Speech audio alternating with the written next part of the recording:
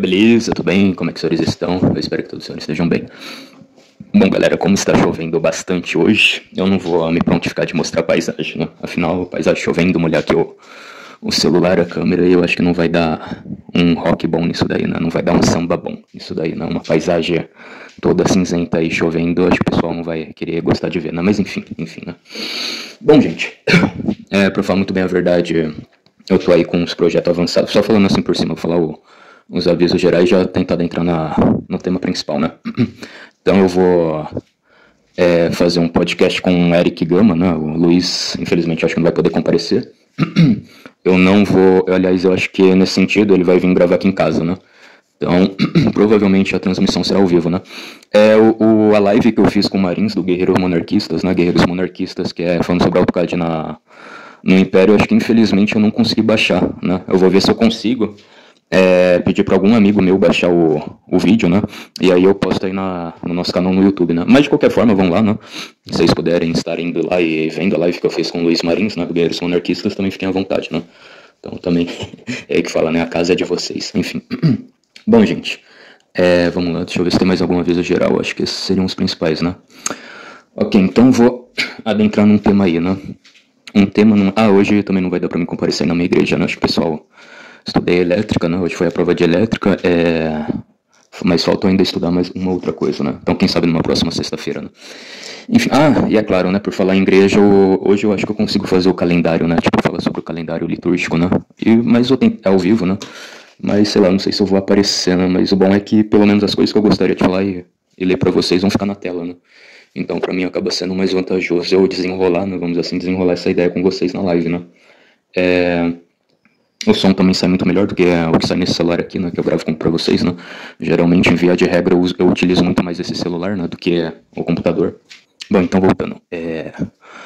Eu uso muito mais, como estava dizendo, né, eu uso muito mais esse meu celular do que o notebook para gravar, né.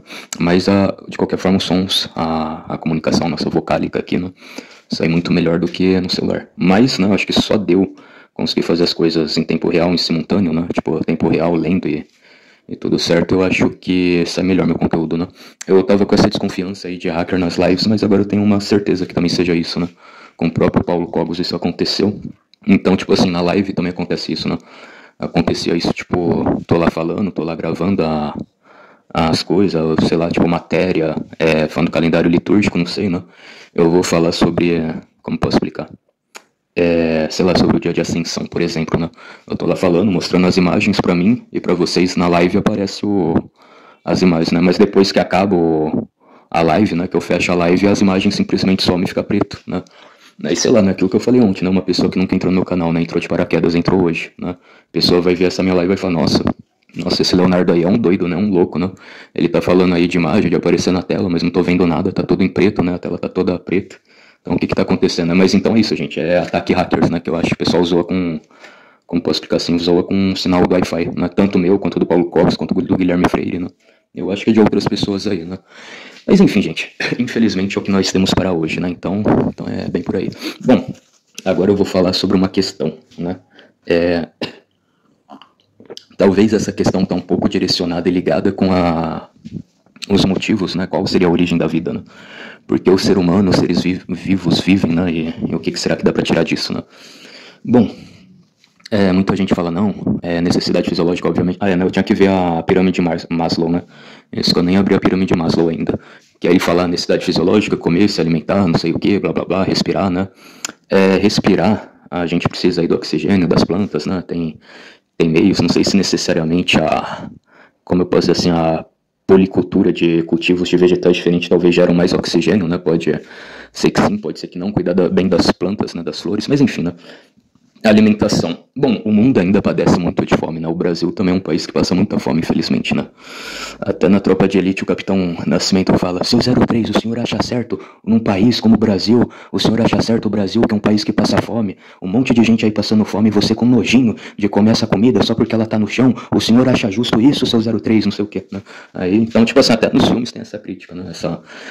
Então, falando sobre a fome, né? Óbvio que muita gente passa fome no mundo, né? Muita gente que é antinatalista também quer usar esse argumento, né? Enfim, Porém, a gente também vê, né, outros continentes, eu acho que a África, a Ásia também, que é muito pobre, e a gente também vê no velho continente, né, inclusive eu postei aí, né, um cara do Brasil Paralelo, isso há muito tempo atrás, né, que ele fez lá um esqueminha, ele mostrou lá como o rei da Inglaterra acabou com a fome do Reino Unido, né, ele é liberal, né, esse, esse homem que explica, né, eu esqueci o nome do sujeito, né, se eu lembrar eu coloco aí na descrição, né.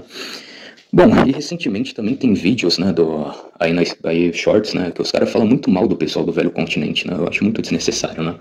Porque, sei lá, se bobear eu não acho interessante nenhum dos dois polos, né? Eu não acho interessante o polo eurocentrista, mas eu também não acho certo os caras ficarem metendo um pau no povo só pra ficar metendo, né? Tipo, você é um idiota, você é um trouxa, você fica pagando pau aí pros europeus, né? Fica pagando pau pra gringo, mas olha só como eles são lascados, né? Como eles se ferraram várias vezes e não sei o que. Então, tipo assim, tem uma coisa do Kalergi, né? Do marxismo cultural, o gramscismo cultural por detrás disso. Então também eu acho isso daí muito idiota, muito desnecessário, né? Mas enfim, agora eu volto e repito, né? Eu, longe de eu ser uma pessoa eurocêntrica, né? Acho que é muito pelo contrário, né? Eu sempre tive mais sorte com mulher parda, né? Do que, sei lá, com alguma mulher que se pareça com alguma europeia, né? Mas enfim, né? Enfim.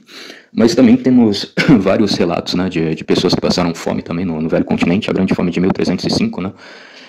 Porém, nos dias de hoje eu também acho que eles querem muito inflar os dados, né? E vocês vêem nesse tempo aí, o pessoal comia raiz, tronco, musgo, né? Qualquer coisa para sobreviver, né? Então, assim, é meio que uma simbiose e todo mundo vê, né? Para um ser humano conseguir viver, ter uma expectativa de vida útil, né? A expectativa de vida útil de um ser humano, de um adulto, seria para mais de 35 anos no mínimo, né? Então, obviamente que vai demandar muita coisa, né? Ele se alimentar, ele viver bem, ele respirar bem, ele ter suas necessidades básicas supridas, né? Supridas. Enfim. E aí, né, não adentrando nessa questão, né, por que a origem da vida, né, qual seria a razão da vida, o motivo da vida, né, mas eu quero falar com vocês, né, tipo, por quê, né, por que isso acontece, né, todo dia a gente tem que se alimentar, dormir bem, respirar bem, se agasalhar bem, ou se refrescar bem, né, suprir as necessidades, né. E o que será, né, que vai vir depois de tudo isso daí, né? Porque obviamente a gente sabe, né, nós somos seres humanos, nós crescemos, nascemos, se desenvolvemos e morremos, né? Temos o descanso. A própria Bíblia, né? A Bíblia fala que o salário do pecado é a morte, né? Então também por isso que nós morremos, né? Nós pecamos e possivelmente o pecado ele pode encurtar as nossas vidas, né? Isso daí também é um fato.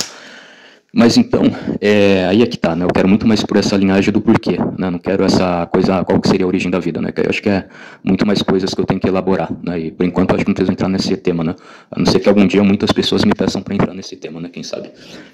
Então, tipo assim, gente, o que será que vem depois de tudo isso, né? E vamos dizer que a gente não vive de uma maneira vegetativa, automática, né? Como, durmo. Tipo, o pessoal que fala, a pessoa que não tem prazer na vida, né? O idoso, ele vai lá na padaria, volta em casa, coloca o pijama de novo, a semana inteira ele usa peça de pijama e pra ele tá tudo certo, ele não tem mais prazer na vida, né? Não é nesse sentido que eu tô falando. E, obviamente, dá dó, né? Dessas pessoas idosas que basicamente foram largadas pela família, né? Mas só a atitude, exemplo que eu poderia dar. Então, sei lá, todos nós que vivemos, né? Da maneira normal, né? Tentamos viver, sobreviver. E também é complicado outra questão, né? Só levantando um rápido parênteses nisso daí, né? Dentre isso daí. O professor Olavo de Carvalho, ele falava isso, né? Que não existe uma... Como é mesmo que ele falava? Ele usava um termo assim também muito específico, né? Não existe ações a longo prazo intergeracional se não for para um sistema de família, né? Familiar. Tipo assim, se você cresce, vira adulto, você não tem filho, né? Possivelmente você não vai ter nenhuma ação, né, intergeracional, né? Depois da sua morte você vai morrer, ninguém vai mais fazer alguma coisa sua, né? Agora, se você tem um filho ou uma filha, provavelmente pode ser, né? Aí você está fazendo uma ação a longo prazo, né? Junta com o tempo da sua idade, enquanto você viveu nessa terra, com mais a idade do seu filho, né? Ou da sua filha. Então, não sei, um exemplo bem esdrúxulo. Eu vou fazer uma caixinha de madeira craquelada, eu vou colocar um artesanato em cima dela e eu gosto de fazer isso, é um hobby. Eu posso ensinar isso para um filho meu, né? Acho que até propriamente, gente, a questão do folclore brasileiro, né? Monteiro Lobato, essas coisas, né? Veio do meu avô, dos meus avós, passou para minha mãe até hoje, né? Até hoje, muita coisa do Monteiro Lobato, do sítio do Pica-Pau Amarelo, do nosso folclore brasileiro, ainda tento levar para frente, né? Mas enfim, né? Enfim. Então é isso, ação a longo prazo só se você estiver dentro de uma família, né? Eu acho que também esse é um dos principais motivos nos quais os marxistas eles querem tanto destruir a família tradicional conservadora cristã, né? Vamos dizer assim. A família tradicional conservadora biológica, né? Enfim, vocês entenderam mais ou menos, né? Então beleza. Mas vamos lá, gente, agora depois desse grande parênteses que eu abri, né? Já pode fechar, né? Fecha parênteses, fecha aspas, né? E agora vamos lá, o que será que é o depois disso, né? A pessoa viveu, chegou à sua fase adulta, interagiu bem com a sua comunidade, não sei, a pessoa entrou em velhice e faleceu, né? A pessoa consumiu a vida inteira dela, oxigênio, comida, alimentação, água, né? E aí, o que será que saiu disso, né? Então, gente, eu não sei, né? Hoje a gente tem tecnologia, tem coisa muito mais documentada, então eu não sei, eu acho que por mais que, né, uma vida acabou, uma biblioteca, né, se queimando, Eu acho que algumas coisas, talvez, essa pessoa, né, de boa índole, boa fé, fazendo as coisas corretamente, ela pode servir de exemplo para uma outra geração que está por vir, né? Mesmo que ela não tenha essa ligação intergeracional, como o professor Olavo de Carvalho fala, né, por meio familiar, né? Mas eu acho que talvez só por meio de alguns outros já ouvirem a história dela de algum outro modo, eu acho que já serve para alguma coisa, né? Eu acho que a pessoa vai se murchando para baixo, né? Vai morrendo assim para baixo, mas isso talvez serve de um alicerce, né? Para que alguma outra geração faça algo bom baseado no que ela fez no passado, né? Eu acho que isso que é complicado, mas parece que nada nesse mundo e nessa vida é feita de uma maneira aleatória, né? Uma maneira que, tipo assim, jogar pro alto, o primeiro que pegar, pegou, né? Parece que tudo tem um processo, né? Eu acho que esse talvez seja um grande processo, né? Tipo assim, é óbvio, né? Deus, o homem vai morrer, o salário do pecado é a morte, não sei o quê, né? E por mais que nos dias de hoje, né, que a família tradicional está sendo destruída, por mais que tenha isso, você ainda tem, talvez você ainda vai ter essa funcionalidade, né? Talvez as pessoas do passado, né? Perdão, as pessoas do futuro vê o que você fez, né? E talvez, não sei, né? Algumas coisas pode ser que isso sirva de alguma bússola moral, né? Para as pessoas fazerem o certo e o correto também, né? Agora, obviamente, né, a gente entrando naquela questão, Gênesis, capítulo 11, versículo 6, que Deus separou os povos, né, nacionalismo, cada um com a sua nação, com a sua pátria, né? Então acho que óbvio que você fez as coisas, vamos dizer assim, a pessoa fez pelo seu povo, mas pode ser que também alguém, né, alguém próximo também se baseia naquilo que ela fez, né? Então, eu acho que isso é interessante, né? Acho que isso faz sentido para mim, né? E é isso aí, eu espero que vocês tenham gostado, todos vocês tenham gostado. Enfim, gente, meu muito obrigado, um prazer inenarrável ter todos vocês aqui comigo, ouvindo o que eu tenho a dizer, né?